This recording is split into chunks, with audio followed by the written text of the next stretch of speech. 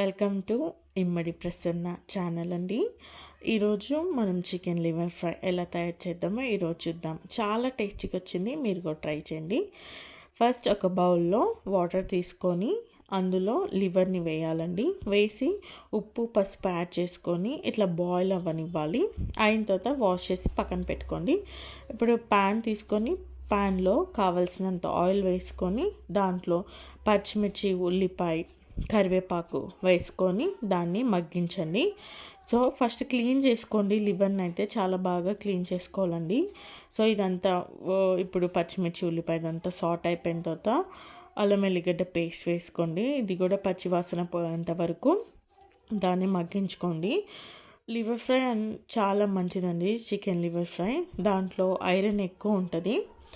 So ఇది మగ్గిన తర్వాత ఇందులో కొత్తిమీర కూడా వేసుకోండి.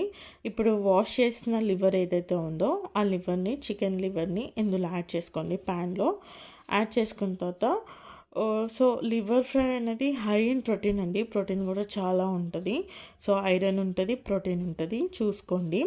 సో ఈ లివర్లో మనకు కావాల్సినంత పసుపు, ఉప్పు, కారం ఇవన్నీ కూడా యాడ్ చేసుకోండి. మీకు సరిపడ్డంత యాడ్ చేసుకోండి. మీరు స్పైస్ ఎక్కువ తినగలుగుతారంటే ఎక్కువ వేసుకోండి. సో మాకైతే ఇంత సరిపోతుంది. తెల్లగా కనిపించిన తర్వాత అంతా ఒకలాగా కలిసిపోతుందండి. సో తిప్పుకుంటూ ఉండండి మగ్గేంత వరకు. ఒక 5 మినిట్స్ మూత పెట్టేసి మళ్ళీ ఓపెన్ చేసుకొని తిప్పుతూ ఉండండి. మాడనివ్వకుండా, కింద అంటుకోకుండా చూసుకోండి.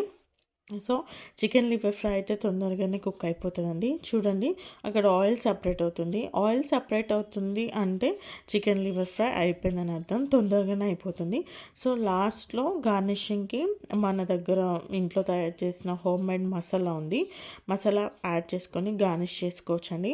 చాలా అంటే చాలా టేస్టీగా వచ్చింది, మీరు కూడా ట్రై చేయండి.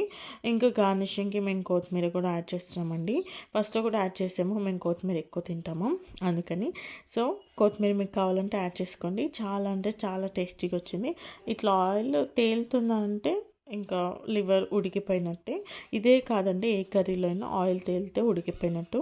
చాలా అంటే చాలా టేస్టీగా వచ్చింది. ట్రై చేసి కమెంట్ బాక్స్లో నాకు కూడా చెప్పండి ఎలా వచ్చిందనేది.